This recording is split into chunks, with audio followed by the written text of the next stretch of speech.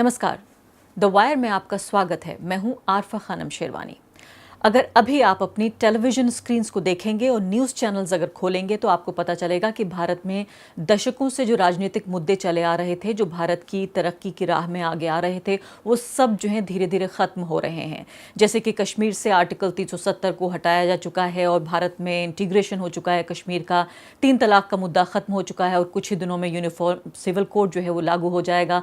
News channels ने राम मंदिर बनने की तारीख भी तय कर दी है और उसके बाद जो है संविधान में जिस तरह के बदलाव करना चाहेगी सरकार और न्यूज़ चैनल्स वो मिलकर वो भी कर लेंगे। यानी कि दशकों से जो भारत की प्रगति की राह में जो रोड़े थे, जो रुकावटें थीं, वो अब ख़त्म हो रही हैं और अब भारत जो है विश्व गुरु बनने वाला है। यानी कि सरकार और न्यूज़ चैनल्स मिलकर आपको ये बताना चाहते हैं, ये आपको सुझाना चाहते हैं कि आप अफीम खाइए और सो जाइए, क्योंकि भारत में जो हकीकत है वो इससे ठीक उलट है।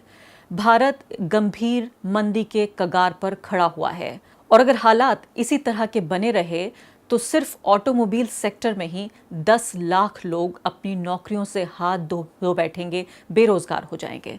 तो मैं आपको सिलसिलेवार तरीके से ये बता रही हूँ कि किस तरह से भारत का जो ऑटोमोबाइल सेक्टर है या ऑटो सेक्टर भी जिसको कहा जाता है, वो एक गंभीर मंदी के कगार पर खड़ा हुआ है। लेकिन सरकार से ये उम्मीद करना कि वो इस बात की घोषणा करे कि देश में मंदी फिलहाल लागू हो चुकी है, मंदी चल रही है या कम से कम इस सेक्टर में मंदी हो रही है, ये मेरे ख्याल से बेईमानी होगा। तो जो ऑटोमोबाइल इंडस्ट्री है वो पूरे तरीके से अपने घुटनों पर आ चुकी है। पूरे तरीके से उसकी हालत इतनी ख़राब है कि 19 साल में अब तक का सबसे कम जो है बिक्री हुई है जुलाई के महीने में। जुलाई के जो आंकड़े आए हैं उससे एक तरह से सिरन हो उठी है इस पूरी इंडस्ट्री में कि आखिर हो क्या रहा है। 3.5 लाख लोगों की नौकरियां इन आंकड़ों के हिसाब से जा चुकी हैं और अगर इसी तरह के हालात रहे तो जैसे मैंने आपको बताया कि 10 लाख लोग इस फिक्र से फिलहाल दो चार हैं कि उनकी नौकरियां जा सकती हैं और हज़ारों लाखों की तादाद में वो ठेके पर जो मजदूर काम करते हैं इस इंडस्ट्री की बदौलत वो भुखमरी के कगार पर हैं। न सिर्फ कि वो बल्कि अलग अलग राज्यों में अगर देखा जाए बहुत मुश्किल है हालांकि आंकड़ा भी एक साथ इकट्ठा कर पाना, लेकिन कितने हज़ार लाख परिवार जो हैं वो पूरी तरीके से भुखमरी के कगार पर आ जाएंगे और कितने मजदूर बेरोज़गार हो जाएंगे, अंदाज़ा लगाना भी मुश्किल है। करीब करीब 300 के आसपास जो शोरूम्स हैं, जो डीलरशिप हैं, वो बंद हो चुकी हैं और 31% स्लो डाउन, 31% जो है वो बिक्री गिर गई है तमाम तरह के व्हीकल्स की, तमाम तरह की गाड़ियों की। और अगर आपको और आंकड़ा मैं ये बताना चाहूँ कि सिर्फ बड़े शहरों की बात नहीं है बल्कि गांव देहात में भी जहां जिस तरह के अलग तरह के व्हीकल्स वहां पर उनकी बिक्री होती है। तो चूंकि एग्रीकल्चर इकोनॉमी जो रूरल इकोनॉमी है देश की फिलहाल इतनी ख़राब स्थिति से गुजर रही है कि न सिर्फ कि बड़े शहरों में जो बड़ी आमदनी वाले लोग हैं वो कारें नहीं खरीद रहे हैं बल्कि गाँव देहात में भी गाड़ियाँ नहीं बिक रही हैं। और society of Indian automobile manufacturers यानी कि साइम ने ये कहा है कि अप्रैल से जून का जो वक्त है उसमें जो उनकी सेल्स डिक्लाइन है, जो गिरावट आई है बिक्री में, वो 12.35% है पिछले साल के मुकाबले अगर देखा जाए। और इसके अलावा जो सबसे बड़ा कार मेकर है मारुति सुजुकी, उसने ये कहा है कि 36% गिरावट आई है सिर्फ जुलाई के महीने में जो बिक्री है कारों की उसमें। ह्यूंडई ने ये कहा है कि 10% उनकी गिरावट हुई है उनकी बिक्री में। और इस तमाम नुकसान की भरपाई के लिए कंपनियां लगातार मैन पावर जो है वो कम कर रही हैं, यानी कि लोग जो उनके यहाँ काम करते हैं उनको नौकरी से हटा रहे हैं। और आप जानते हैं कि जिस तरह से नौकरियों में आपने देखा है कि कॉन्ट्रैक्ट का जो एक नया चलन चल पड़ा है जिसकी वजह से नौकरियां पूरी तरीके से असुरक्षित हैं। नोटिस के ज़रिए, कभी कभी बिना नोटिस के भी नौकरियों से निकाला जा सकता है लोगों को। इसके लिए कोई जो है लेबर मूवमेंट जिसे कहा जाए या इस दिशा में कोई भी इस तरह का कदम नहीं उठाया जा रहा है। जमशेदपुर का ही मैं आपको सिर्फ उदाहरण देना चाहती हूँ जहाँ की 30 स्टील कंपनियां बंद होने के कगार पर हैं, क्योंकि एक इंडस्ट्री में जब मंदी आती है तो उसकी एक पूरी चेन जो है, एक पूरी जो श्रृंखला है वो बन जाती है जिसमें अलग अलग तरीके से जो अलग अलग मोड पर जो लोग आकर सब असेंबल करके जिस तरह से गाड़ियां बनती हैं वो अलग अलग जो मोड हैं उन पर लोग बेरोज़गार होते हैं अलग अलग तरह की श्रेणियों में अगर देखा जाए। तो इस सब की जो वजह है वो क्या है आखिर, ये द वायर के फाउंडिंग एडिटर जो कि खासकर आर्थिक मामलों के जानकार भी माने जाते हैं, उनसे मैंने जानने की कोशिश की कि आखिर ऐसा हो क्यों रहा है। ये क्राइसिस अब अर्थशास्त्रियों ने कहना शुरू कर दिया और आरबीआई ने भी कहा है कि ये एक स्ट्रक्चरल क्राइसिस है। नॉर्मली देखा जाता है कि जो इकॉनमीज होती है वो साइकिल्स में चलती हैं, थोड़ी बढ़ती हैं फिर थोड़ी गिरती है, उसे स्वाभाविक नॉर्मल इकोनॉमिक साइकिल कहा जाता है। मगर आज अर्थशास्त्री ये बोल रहे हैं कि एक स्ट्रक्चरल डिक्लाइन है, और वो स्ट्रक्चरल डिक्लाइन इसलिए है क्योंकि जो नोटबंदी और जीएसटी से जो लोगों को चोट पहुंची है, और जिस तरह इकोनॉमिक मैनेजमेंट में जिस तरह जो बैंकों में जो प्रॉब्लम रही है, और अब फाइनेंस कंपनियों में जो प्रॉब्लम जो बढ़ी है पिछले 6-8 महीनों में, जिसका बजट में भी काफ़ी उसका उल्लेख हुआ था, और एक स्पेशल पैकेज फाइनेंस कंपनियों के लिए दिया गया, मगर अभी वो सब ठीक नहीं हुआ है। अभी हम और देख रहे हैं कि और भी non performing assets finance companies की और बढ़ रही हैं। बैंकों की थोड़ी कम हुई है, मगर फाइनेंस कंपनीज़ की बढ़ रही है। तो ये इस सब चीज़ों को मिला के देखें तो एक किस्म से काफ़ी मंदी का माहौल है। और ऑटोमोबाइल सेक्टर का कहा जाता है कि हमेशा ऑटोमोबाइल सेक्टर को कहते हैं कि एक अर्थव्यवस्था का एक बेलवेदर सेक्टर होता है। ये आपको बताता है कि इकॉनमी सही चल रही कि नहीं। और कहा जा रहा है कि इस दिवाली में पहली बार ऐसा होगा कि सारे जो डीलर्स हैं कार्स के और गाड़ियों के डीलर, मोटरसाइकिल के, उन्होंने बिल्कुल कह रहे हैं कि उनका बिज़नेस बिल्कुल ही धंधा बिल्कुल ख़त्म हो चुका है, और कोई इस बारी दिवाली में सेल्स की कोई आशा बहुत कम है कि सेल्स कुछ हो। और यहाँ तक की स्थिति आ चुकी है कि डीलरों ने अपनी शोरूम बंद कर दी हैं, 300 के करीब शोरूम बंद हो गई हैं, और हज़ारों की तादाद में नौकरियाँ भी गई हैं। तो ये देखना होगा कि किस तरह इस अर्थव्यवस्था के जो गिरावट से हम इंडियन इकॉनमी किस तरह उभरती है। तो हो सकता है कुछ लोग इस उदाहरण को भद्दा तरीका माने ये बताने का कि क्यों जो है भारत में गिरावट या मंदी की स्थिति चल रही है, लेकिन एम.के. वेणु ने अपनी ट्वीट में ये कहा है कि अमेरिका के जाने माने जो अर्थशास्त्री हैं एलन ग्रीनस्पैन, उन्होंने एक तरह का एक टर्म इजाद किया ग्रोथ के लिए, अंडरवेयर इंडेक्स। यानी पुरुषों के जो अंडरवेयर हैं वो ये माना जाता है कि जो नॉर्मल इकोनॉमिक साइकिल है उसमें लगातार उसकी जो मांग है वो बढ़ती रहती है, पूरा जो इकोनॉमिक साइकिल है उसके मुताबिक। यानी भारत में अगर उन्होंने इस बात का उदाहरण दिया कि जॉकी नाम का जो ब्रांड है उसमें 20% लगातार पिछले 10 साल से ग्रोथ होती रही, बढ़ोतरी होती रही, लेकिन इस साल जो है 2019 में 1.2% ये ग्रोथ गिर गई है। यानी आप ये सोचिए कि क्योंकि इससे ये माना जा रहा है कि ये कम से कम बिल्कुल नेसेसिटी जिसे कहा जाता है कि निम्नतम जो इंसान की एक ज़रूरत होती है उसमें भी अगर कोई कटौती करने लगे, अगर अंडरवेयर खरीदते में भी लोग ये समझें कि खरीदना चाहिए या नहीं, तो ये समझिए आपकी ग्रोथ का यानी कि जो आर्थिक वृद्धि है उसका जो दायरा है, उसकी जो दर है वो किस हद तक कम हो रही है। इसके अलावा एम.के. वेणु ये भी कह रहे थे कि जो बिल्कुल बुनियादी ज़रूरत की चीज़ें हैं उसमें भी लोग कटौती कर रहे हैं, जैसे कि साबुन का जिक्र किया, इसके अलावा टूथब्रश का जिक्र कर रहे हैं। डॉक्टर ये कहते रहे हैं कि 3 से 4 महीने के भीतर हमें अपना टूथब्रश बदल देना चाहिए, लेकिन टूथब्रश की सेल्स में भी कमी आ रही है। इससे पता चलता है कि जो बिल्कुल निम्न स्तर की जो एकदम बुनियादी ज़रूरतें हैं लोगों की, उनमें भी कटौती हो रही है।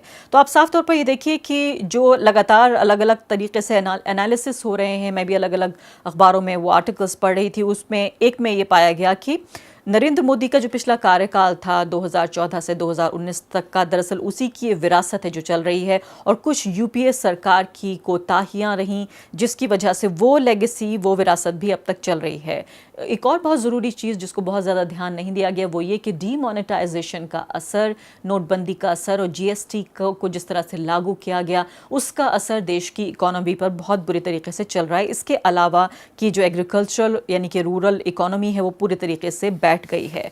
मैं आर्टिकल पढ़ रही थी और आपको भी ज़रूर पढ़ना चाहिए, इंडियन एक्सप्रेस में हरीश दामोदरन का आर्टिकल छपा जिसमें उन्होंने ये कहा कि डिमांड नहीं है, बिल्कुल मांग नहीं है चीज़ों को लेकर, और इसका सीधा फॉर्मूला ये है, उसके लिए मुझे या आपको अर्थशास्त्री बनने की ज़रूरत नहीं है।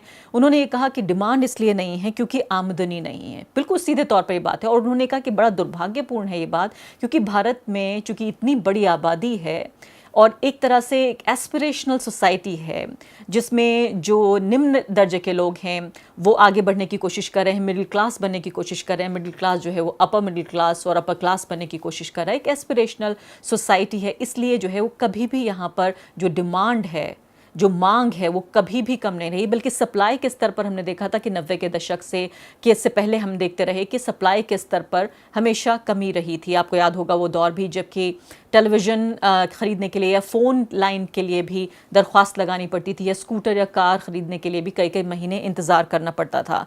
तो इसमें सबसे जो हैरानी की बात है वो ये कि जो युवा वर्ग है, जो यंग लोग हैं, वो खर्च नहीं कर पा रहे हैं क्योंकि वो बेरोज़गार हैं, उनके पास खर्च करने के लिए पैसा नहीं है।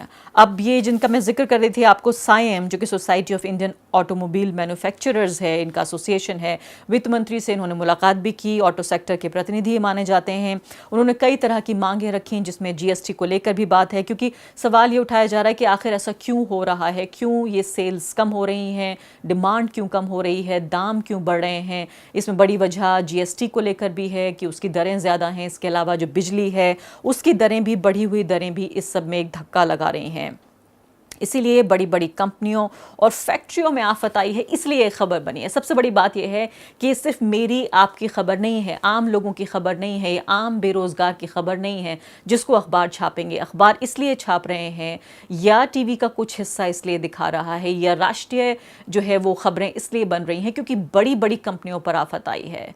जो उनका बड़ा फ़ायदा होता था अब उतना बड़ा फ़ायदा ना होकर कम फ़ायदा हो रहा है। ऐसा नहीं है कि वो नुकसान में है, बल्कि उनका फ़ायदा कम हो गया है, इसलिए ये शोर शराबा हो रहा है। इसलिए नहीं कि गरीब आदमी या आम आदमी जो या मजदूर है, क्योंकि उसका तो कोई असर ही नहीं है, उसका इन्फ्लुएंस ही नहीं है। उसको सरकार और न्यूज़ चैनल्स मिलकर ये चाहते हैं कि वो राष्ट्रवाद का कंबल ओढ़कर सो जाए और सिर्फ इस बात की फिक्र करे कि राम मंदिर बन रहा है या नहीं, वो इस बात की फिक्र करे कि कश्मीर का इंटीग्रेशन भारत में हो रहा है या नहीं, वो इस बात की फिक्र करे कि यूनिफॉर्म सिविल कोड भारत में लागू हो रहा है या नहीं। यानी भारत जो है वो एक कानून और एक देश, या एक टैक्स और एक देश, इस तरह की जो भारत में एक तरह की यूनिटी बताने की कोशिश की जाती है, उस सब की फिक्र करे।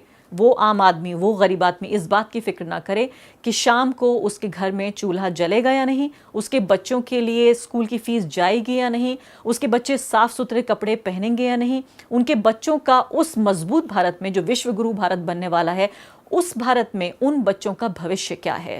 यानी वो नौजवान भी, सबसे ज़्यादा दुख और हैरानी की बात यह है कि वो नौजवान जो बेरोज़गार हो रहा है वो भी ये समझ रहा है कि उसको कोई ऐसी उसकी एक तरह से अस्मिता उसकी जाग गई है, उसकी धार्मिक अस्मिता या राष्ट्रीय अस्मिता इस तरह की जाग गई है कि उसे इन सब बातों की परवाह ना कर कर एक झूठे राष्ट्रवाद का कंबल ओढ़ कर सो जाना है।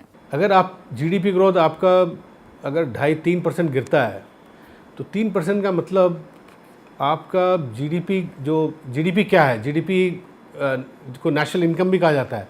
तो पूरे एक अर्थव्यवस्था का जो आमदनी है वो अगर 2.5-3% गिरता है, इसका मतलब तकरीबन 4-4.5 लाख करोड़ की गिरावट आई है आमदनी में। तो आप सोच सकते हैं अगर 4.5 लाख करोड़ की गिरावट अगर पूरे अर्थव्यवस्था में लोगों के जो आमदनी में आई है तो उसका फिर डिमांड में क्या असर होगा, वो आपको साफ दिख रहा है। जिस तरह सब चीज़ों की जो बिकवाली गिर रही है, जो सेल्स कम हो रही है, चाहे वो ऑटोमोबाइल्स हो, चाहे वो आप कुछ भी ले लिए, हिंदुस्तान लीवर के सोप, साबुन जो रूरल इंडिया में ज़्यादा बिकती थी उनमें भी बहुत गिरावट आई है। और अनएम्प्लॉयमेंट 40 साल में इतनी ज़्यादा अनएम्प्लॉयमेंट देखी नहीं गई है। और यूथ अनएम्प्लॉयमेंट, खासकर यंग लोग खर्चा करते हैं। और सरकारी आंकड़ों के मुताबिक जो इस सरकार ने अपने पहले टेन्योर में पब्लिक नहीं किया था और अभी दोबारा इलेक्शन जीतने के बाद उन्होंने फिर उसका खुलासा किया, उसके मुताबिक जो यूथ अनएम्प्लॉयमेंट है, जो 16 से 30 साल के जो लोगों में जो अनएम्प्लॉयमेंट है वो 17-18-20% है। तो असली खर्चा करने वाले लोग जो अर्थव्यवस्था में वो इतनी अगर ज़्यादा अनएम्प्लॉयड हैं तो आप सोचिए कि कौन खर्चा करेगा और डिमांड कहाँ से आएगी। तो मैंने आपको ऑटोमोबाइल सेक्टर का जिक्र किया, इसके अलावा हाउसिंग सेक्टर की आप बात ले लीजिए कि हाउसिंग सेक्टर में 13 लाख घर कम से कम इस तरह से बताए जा रहे हैं लगभग 30 शहरों में जो कि बिके नहीं हैं, उनको लेकर कोई मांग नहीं है। और अंदाज़ा ये है कि अगले 5-7 साल, 5 से लेकर 7 साल लगेंगे जिसमें कि इनको ये घर बिकेंगे। करीब 13 लाख बने हुए घर खड़े हैं जिनको ख़रीदने वाला कोई नहीं है। आपको याद होगा यूनाइटेड स्टेट्स में भी, अमेरिका में 2007 और 8 की जो मंदी, जिसकी वजह से पूरी दुनिया में मंदी आ गई थी, उसको भी 10 साल लग गए उबरने के लिए। और तब भी ये नहीं माना जा सकता कि पूरी तरीके से उबर गई है। और भारत में अब हाउसिंग सेक्टर में भी एक मंदी का आलम है। 5-7 साल जैसे मैंने आपको बताया लग सकते हैं और 13 लाख घर ऐसे हैं क्योंकि जो कि बिके नहीं हैं। और जिस तरह से हरीश दामोदरन कह रहे हैं कि आमदनी नहीं है इसलिए कोई डिमांड नहीं है। अभी भारत की इकोनॉमी 3 ट्रिलियन के आसपास है। नरेंद्र मोदी जी ये कह रहे हैं कि 2024 तक हम 5 ट्रिलियन इकोनॉमी बना चुके होंगे।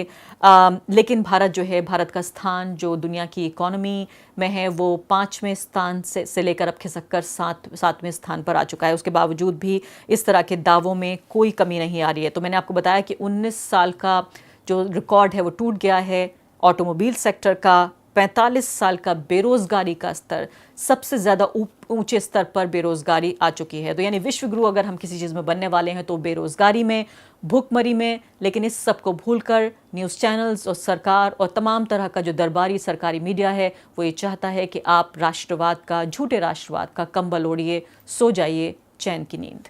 द वायर के और वीडियोस देखने के लिए सब्सक्राइब करें और बेल आइकन पर क्लिक करें। स्वतंत्र पत्रकारिता की आर्थिक मदद करने के लिए डिस्क्रिप्शन में दिए गए लिंक पर जाएं और अपनी राशि चुनें।